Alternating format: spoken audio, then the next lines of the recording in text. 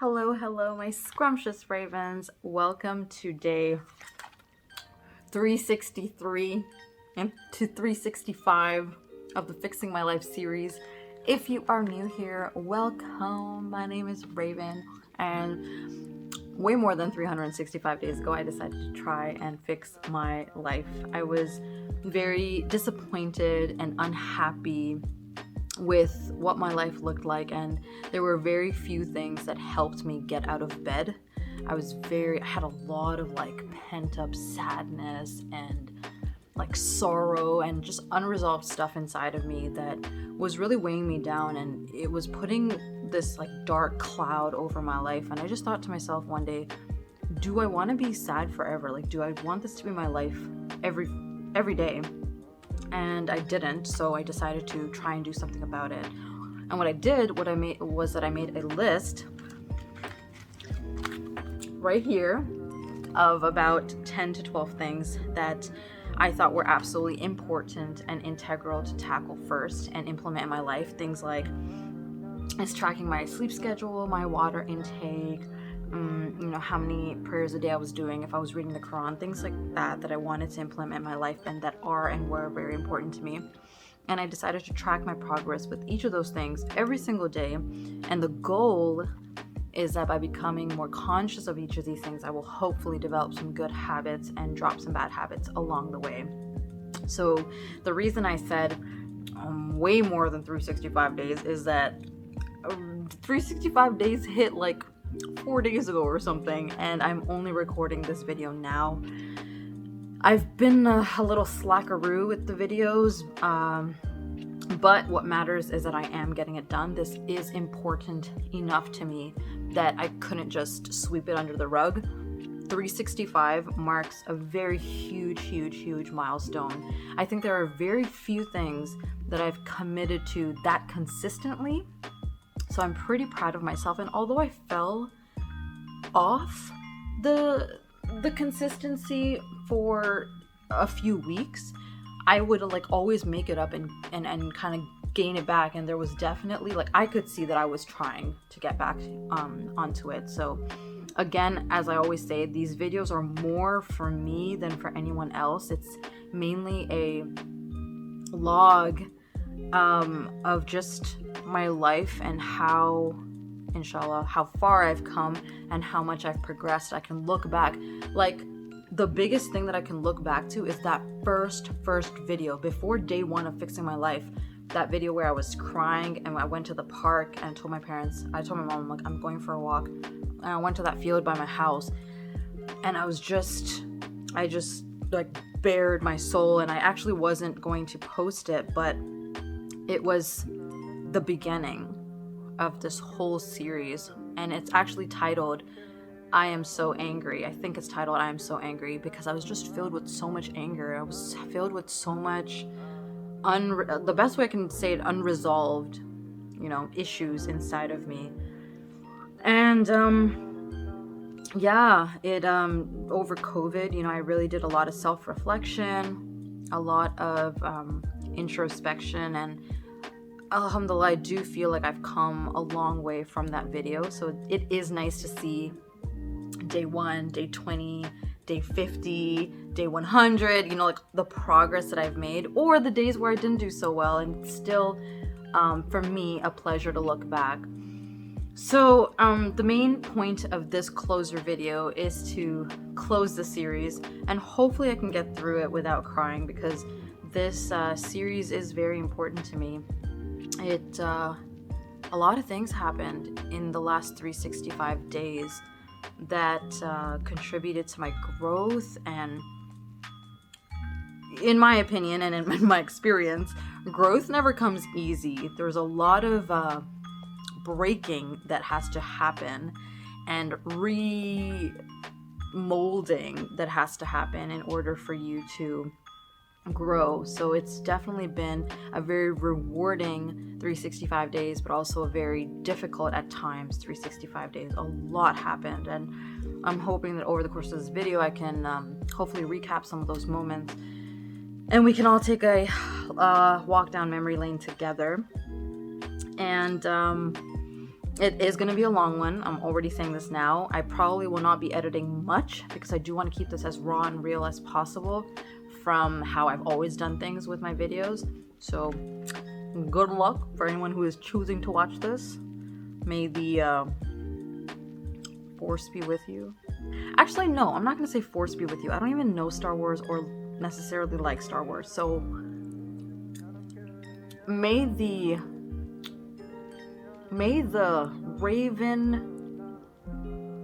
nest be with you. We're gonna say that. That sounds good. That's a good one. So let's start off with just recapping those last 3 days of the series. So it was day 363 and 365. You already know my memory sucks. So I'm not gonna be like, oh, I woke up at this time and I did this. I'm gonna give you a general overview, like summary, okay? Like back in high school when you're supposed to read a book and give a summary and had to fit in like 500 words, that's what I'm giving you right now. All I can remember is that I did do gym at least 2 of those 3 days. Like I did work out 2 of those 3 days, so that's huge. I did pray at least 2 prayers each of those days. Or okay, you know what? Let's not give myself too much credit. Maybe I didn't. Maybe I missed a day in there. So let's just say 2 of those 3 days I prayed at least 2 prayers. Okay. Most of those days I hit my water target or came close to it, or at least hit 3 and above. Okay. Whoa. Let me rephrase this. Of those 3 days, no, over all 3 days, I at least drank 3 bottles of water and above. That's better. Maybe I'll cut that previous part out. That's better. And then diet. Last 3 days, I feel like my diet was a lot better than it was in the last like 60 days. So I really, towards the end, I did start to like try to pick up my slack. Of course, it was too freaking late at the end of the journey. But listen, that journey is starting again. Inshallah, I'm going to do year number 2, and year number 2 is going to be better. I already know it. What else can I say about those 3 days? So I talked about water, talked about diet, talked about exercise, talked about prayers. I honestly want to say like one of those days I did do a couple verses from the Quran. One of those days. I do want to say that because recently I did read the Quran. So I want to say that, but I could be completely wrong. And emotionally, I probably wasn't doing 100% emotionally. I think I was still dealing with the chaos of all the changes that were happening in my life, but I was slowly starting to surface out of that. But I'm definitely in a much better place now than I was in day 363, 4, and 5. So that's a summary of those last 3 days. So now let's talk about the journey of the year. It started off with me writing my list of things that were important to me and things that I wanted to track. So one of them was, what time do I wake up? What time do I go to sleep? How much water am I drinking? Push-ups, that was huge for me. My goal at the end of year 1 was to be able to do 20 push-ups. Did I reach that goal? Hell fucking no, because I stopped doing a push-up check-in every day, or I stopped even doing push-up to put. Whoa, can't speak English. I stopped doing push-ups regularly, therefore I lost my strength, therefore I can't even do 10.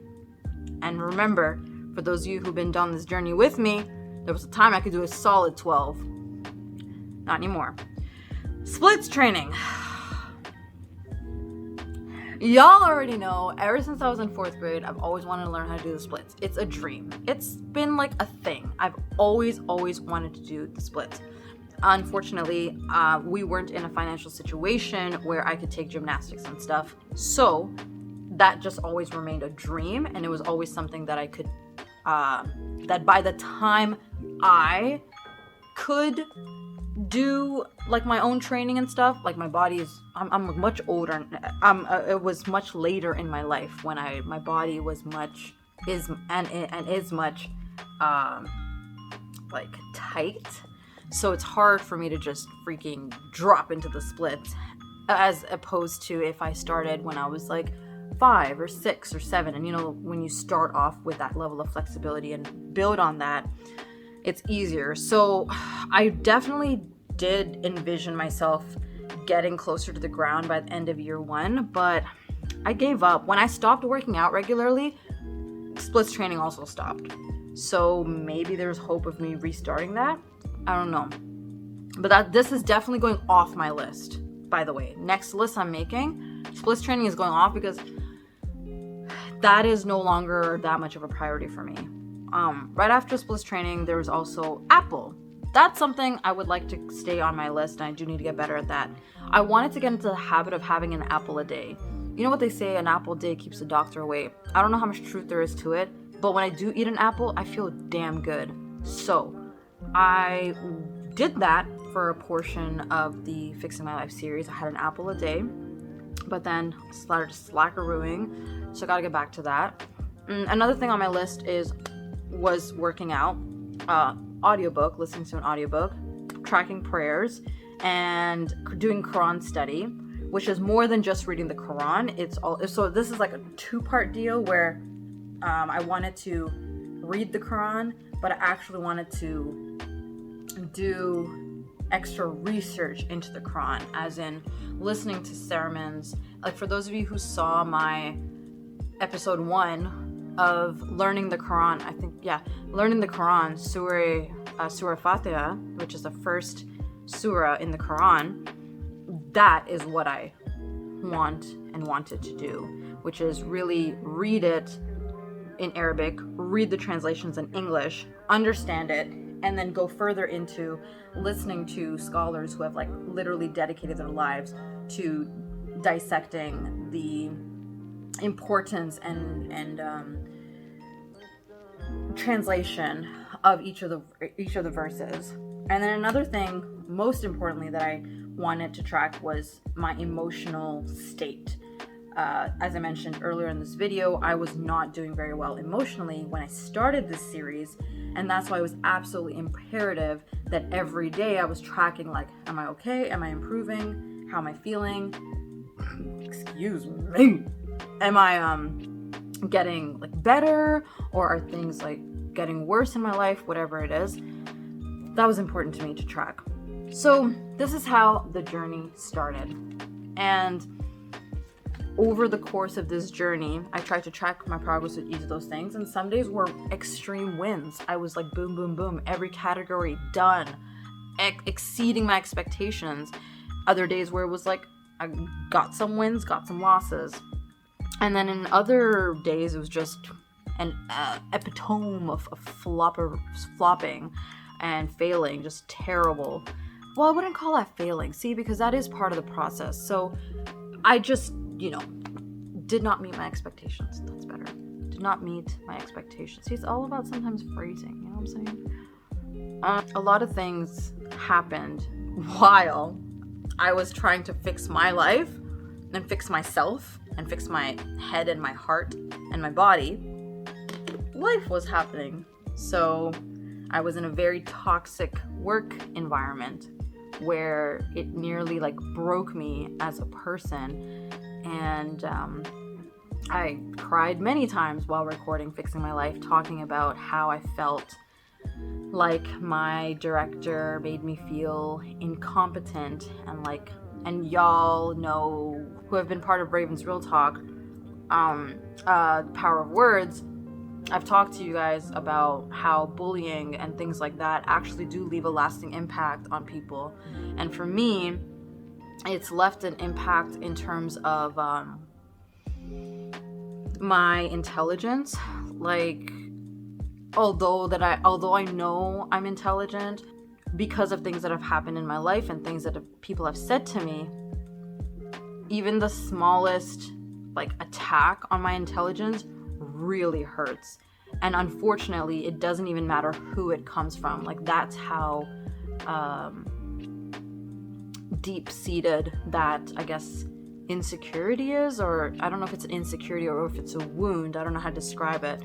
And in my workplace, my director used kind of every opportunity to make me feel like I was just not the right person for the job, really stupid.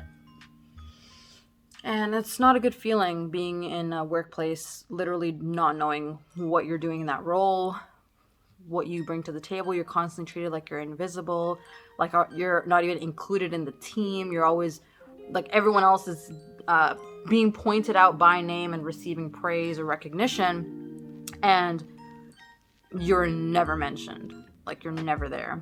So all of that happened, and thankfully I was able to get out of that. I moved out. That was a huge thing that happened during this year. I resolved a lot of the inner turmoil that I was going through with my I would say my heart, and that can deal with all kinds of things of my past and my present at that time, whoever was in my life at that time, including my family and people, friends, and then my past of things that had happened in my past, and they were weighing me down, that baggage. And I definitely worked through the feelings and got to a place where they weren't bringing me down anymore. And that's huge, huge, huge, huge. But sorry, I'm getting that fixing my life bit mixed up a little bit with life, and life is more like external stuff, like the job thing happening, like moving out. So let me try to think what else was outside that ended up happening. I finished a book. I know this sounds so silly because it's like, bro, you should not be like so excited that you finished a book, but y'all don't understand. When I was a kid, right, my parents focused a lot on education. Education was heavily given a lot of priority in my household. My mom's a microbiologist. She has her master's in microbiology. My dad has his bachelor's in political science. So they're both, and my dad was going to become a lawyer, but then it was a whole thing, and he wasn't able to do that because his mom didn't want him to, and all that stuff. But they've always had that drive to excel and to get educated. And so when they had kids, that was always something that they wanted to push into us. So anytime they needed to do grocery shopping or anything like that, they would always take us to either a bookstore or leave us in the book section, or later on in life, the Walmart gaming section. Shout out to Texas Walmarts. They had a gaming section. I don't know if Canada had that as well, but in their electronic section in Texas, they actually had the controller out and a little TV, and you could play Zelda and stuff, whatever they had on promotion, I guess.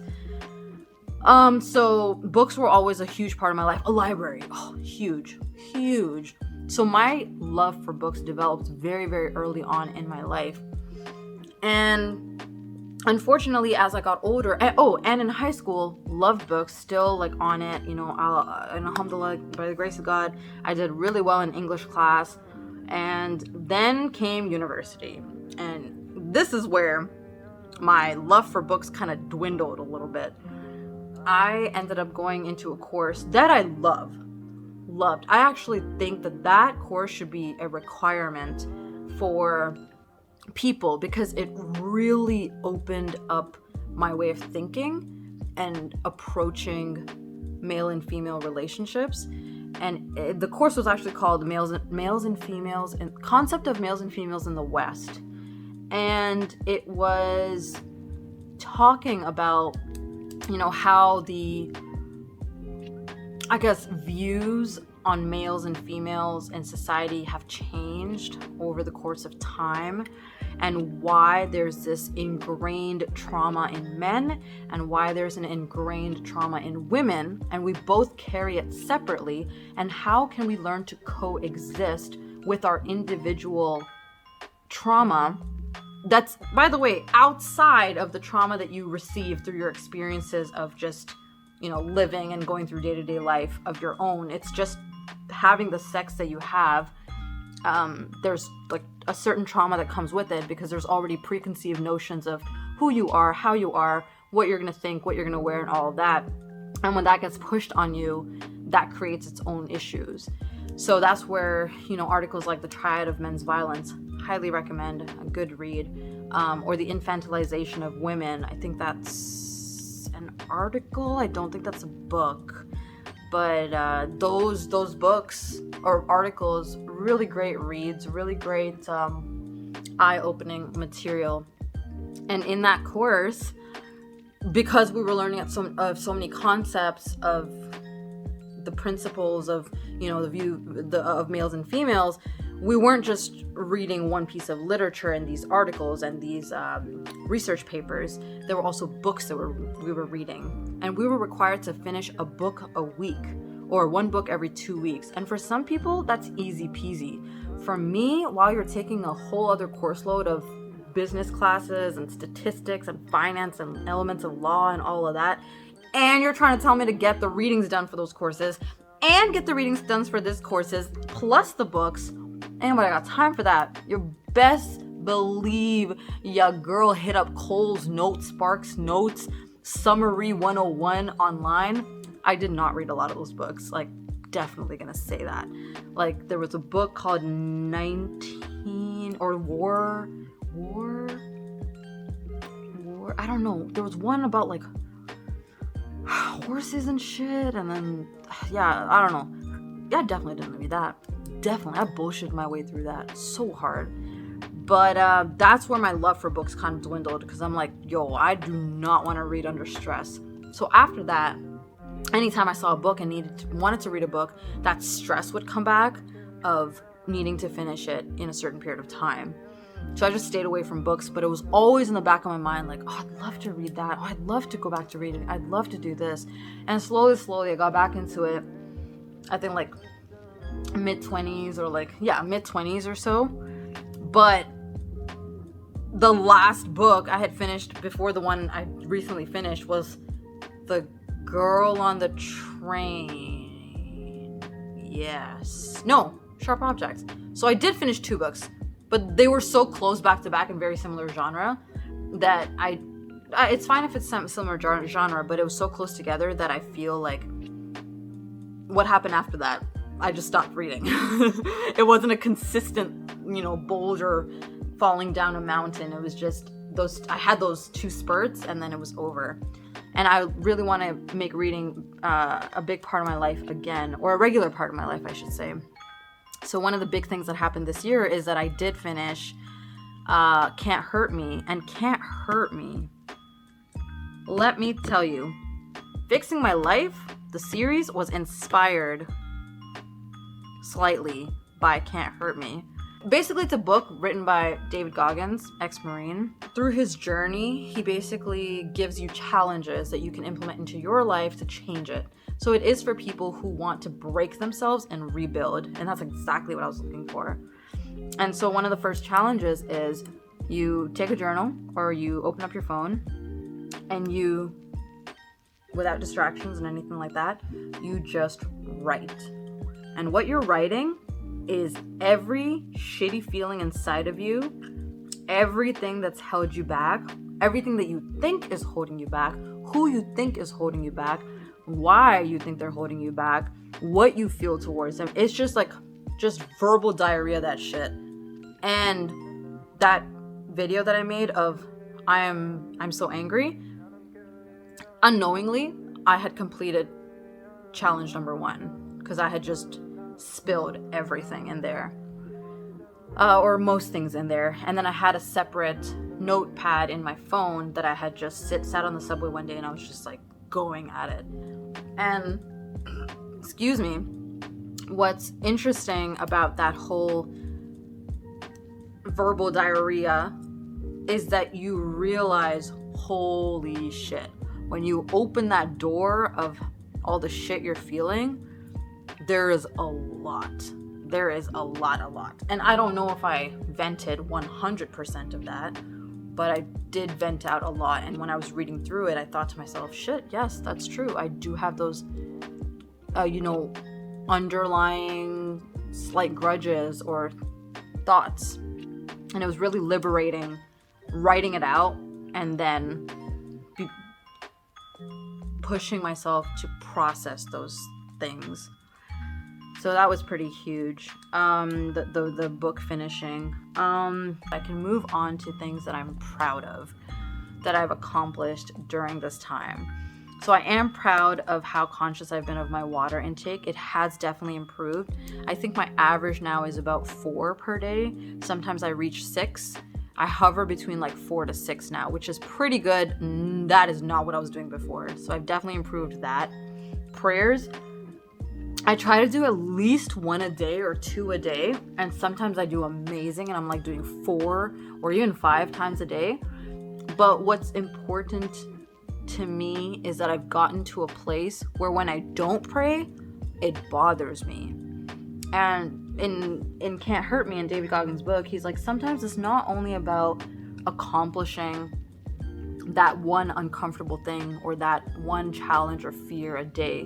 Sometimes it's also about when you don't do it. Is it bothering you? Is it nagging you? Has it become a big enough goal of yours that it's actually bothering you? And you're like, nah, I gotta be better tomorrow. Like, and you mean it. And I have gotten like that with prayers. It is important enough to me. And same thing with Quran, actually.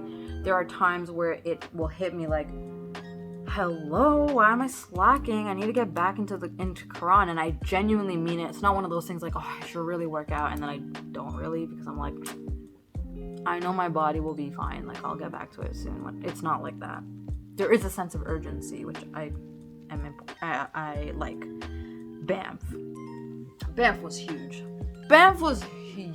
Like, I really do feel that Banff helped me reconnect with my faith, but also explore a side of me that I didn't know was there. I'm not an impulsive person. I'm not a risk taker. I'm a very calculative person, and I do not like going into situations that are unpredictable. I try to limit as much unpredictability as I can. And so with Banff, that was a pretty impulsive and risky thing for me to do. For a person like me who usually takes, 2 weeks or a week to like consider and ponder and think like the pros and cons, I just dove into the Banff because I really felt like it was meant to be. For those of you who don't know the story, it was basically me being passionate about trying to raise money for the people of Afghanistan. I wanted to just donate to the cause. So I was looking online for Islamic Relief's page to donate to Afghanistan. They usually have pages, especially for Muslim countries, because most people don't care about Muslim countries. So you do, it is nice that we have, a charity that is looking out for Muslims in the world that are suffering. And so when it's crazy, when I Googled the Afghanistan and Islamic Relief, the Banff challenge came up, and literally just a few days before that, I had created a post in my Discord listing kind of like a bucket list-ish of places that I want to go and things I want to do, and Banff was on there, and we were talking about that in my Discord. And I'm like, this is crazy. Like, what are the chances that I literally just say I want to go to Banff, and Banff is here, and I'm raising money for charity, and it's from Islamic Relief? Suspicious. Like, that's meant to be kind of shit to me.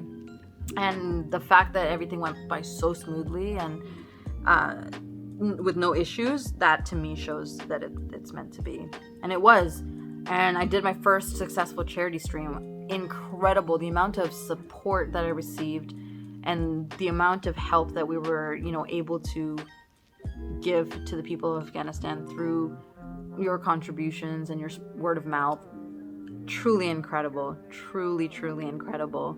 So that was pretty cool as well. I moving out, I talked about that as well. That was a huge step for me, and the way it happened was amazing too, because I never wanted to move out when I didn't have a good relationship with my parents. I didn't want moving out to be an escape.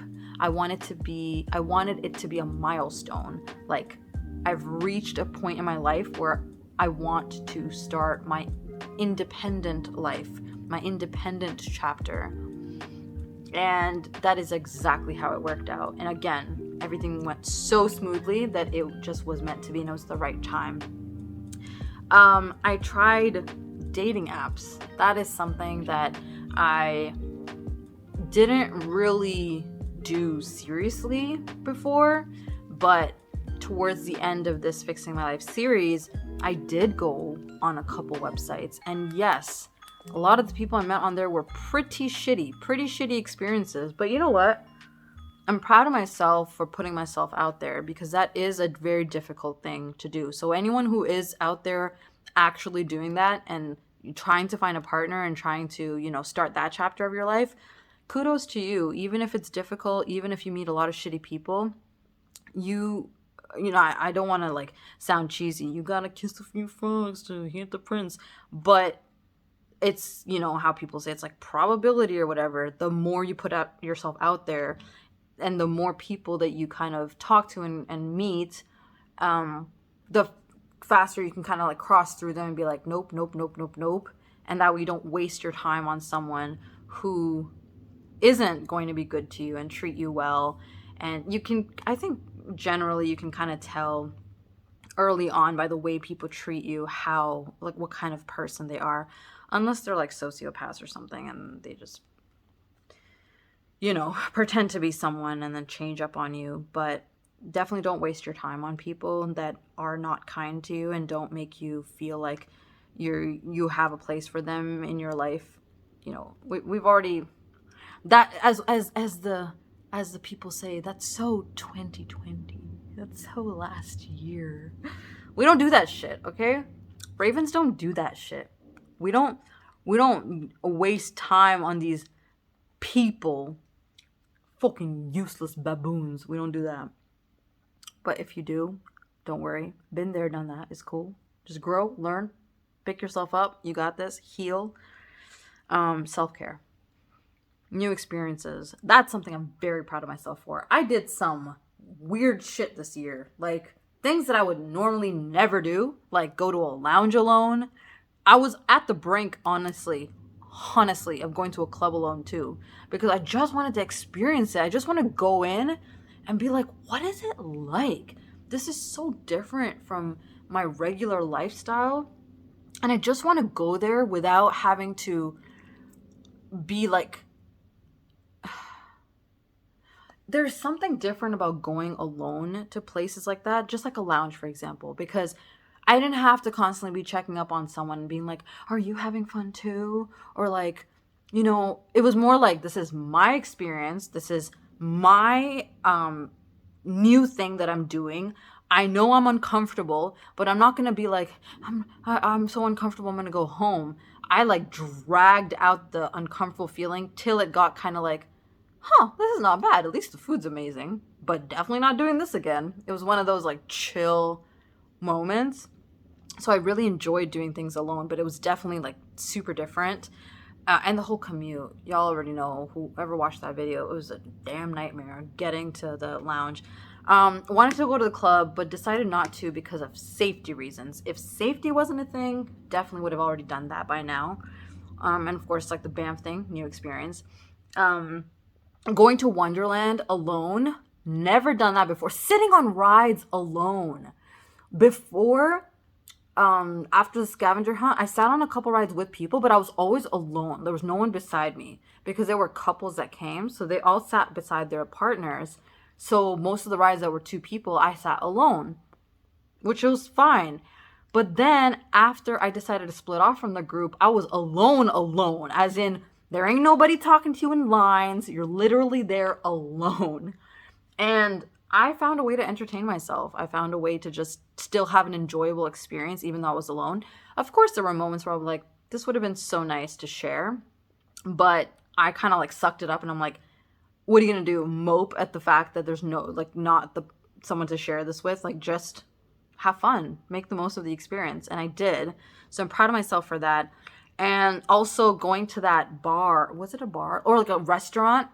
And ordering a virgin drink. I had never done that before. And I actually got to see someone make a virgin drink in those like bar things and give it to me. And guess what? I was the, I guess, guinea pig for that drink because I liked it so much and I was praising it so much that guess what? It ended up becoming part of the menu. Excuse me. They actually added it to the menu. Like, that's pretty cool. So I was part of that. I was part of history. What else? The zoo, Terra Lumina. I've been trying to go to Terra Lumina for the last like 2-something years. And I was like, screw it, I'm just gonna go. So my brother and I went to Terra Lumina and it was beautiful. It was fun. It was so amazing. I went to so many restaurants alone this year and just sat alone. Either I streamed and I chilled with you guys, or I actually went alone. I was just chilling on my phone, grabbed a corner table, a spread of food. It was yeah, I think I just got more comfortable in my skin this year. I got comfortable being alone. I've always been comfortable alone. Like, I've been to movies alone, I've been to restaurants alone in the past, but this year I really, I think, owned that part of myself and it felt really, really good. I also, got back in touch with putting effort into my skin, putting effort into caring for my skin, enjoying dressing up. I hadn't done that. Like, I had kind of gotten so comfortable with my like more casual clothes that I forgot that I have all these beautiful dresses and skirts and everything that I've just not touched, and I want to wear them. So I really like experimented with makeup. I experimented with clothes and different styles and kind of like found my style, which was pretty cool. And now we can move on to things that I'm not so proud of. Okay?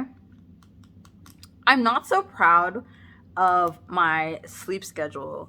So what I mean by that is, yes, I've definitely improved. Before, I was sleeping at some god-awful times, like 3 a.m. and 4 a.m. and all that. I definitely don't get that bad anymore. I think usually if I'm gaming late or something, it's like 1 a.m. or so. But usually I'm falling asleep before 1 a.m. or like max 2 a.m. So it has gotten better, but I'm disappointed in myself that I haven't developed a strong enough sleep schedule that I'm like waking up for Fajr, going to work out, and then going to work. And then in the evening, I have my streaming time, and then I sleep. I haven't gotten there, unfortunately, but maybe year 2, inshallah. No second Islamic learning the Quran video. So I did do the Surah Fatiha one, which is the first one, and then I realized that it's been 7 months or so since I've done that one. I was supposed to do one in like within 3 months, but I didn't. And so I am disappointed in myself for having such a huge gap between the next one, but inshallah there will be a next one. It's just going to take a little bit of time. I didn't finish the second book. So The Woman in the Window I was supposed to have done by the end of 365. I did not. I am still so early in that book. I'm on chapter 3. And usually what happens, the reason that happens is by the time I get in bed, I am so tired that I'll just do my prayers and then go to sleep. Like, I'll pass out, sometimes even in the middle of reciting some prayers. So it just kind of sucks. And that just means I need to plan it better so that I'm not so like dead tired by the time I get in bed. I like the feeling of kind of falling asleep to an audiobook. So I got to get back into that. I haven't not done that in a while. I feel like I didn't have enough new experiences. So although I'm proud of myself for opening myself up to new experiences, I feel like I only started that once I moved out. And it's only been like, 7 months of new experiences. And yes, that sounds like a lot, but I wish it was more. I wish I did more. So I already have a list of things that I want to do and, places I want to go. And inshallah, year 2, we're going to hit it up. Disappointed in myself about the push-ups as well, because that was something that was important to me, something I did want to accomplish. And unlike the splits training, that is still something that is a priority to me. And I'm disappointed in myself that I let myself go so much that I struggle with even doing like 3 push-ups, 4 push-ups now. But you know what, again, I read this quote or heard it somewhere, and it said, life is about progression and not perfection. And that has totally changed my view on fixing my life It has changed it to allow me to, embrace the changes that I have made, be proud of the changes that I have made, and look at the changes that I have not made yet as opportunities for growth and development, as instead of why didn't I get it right and just like beating myself up over it. Of course, I'm going to feel sad that I didn't get it right, but instead of like harping on it, I could just like learn from it and move forward.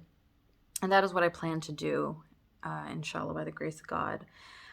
So that basically concludes. I'm sorry, this hit 40 minutes. I'm sorry, whoever ends up watching this. But as always, I am wishing your heart and your mind and your soul and your spirit and your body peace and happiness and goodness. All I can say about the lessons that I've learned from this series is that life is about progression and not perfection. Allow yourself to celebrate the victories that you do have, and when you do fall backwards, or you don't, sorry, not backwards, or if you do fall, give yourself that time and that kindness and opportunity to get back up on your feet and be like, okay, sure, I only hit one bottle of water today. Tomorrow's going to be better. I can do this.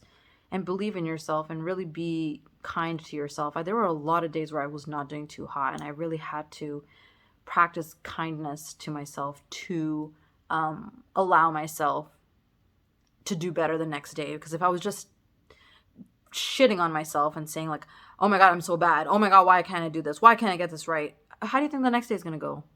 I'm not a tough love kind of person. So it's not going to propel me to get better. I'm just going to be like, yeah, you're right. I am terrible. I'm just going to agree with myself and fall deeper into the ditch. So, make the list if you are doing this yourself. Make sure that the stuff on your list is truly very important to me. Splits training fell off because I guess it actually was not that important to me. So make sure you are cognizant of what you're adding to your list for it to be things that are truly deeply important to you. And do something you're afraid of. Do something new or something that you didn't want to do. Yes, those 3 things. Try to do one of these things every single day. That will heavily contribute towards progression and not perfection. And that's it. Stay safe, my boo-boos. Stay scrumptious, my no-nos. And God willing, I'll see you all in year 2 of the Fixing My Life series. Take care, and Raven out.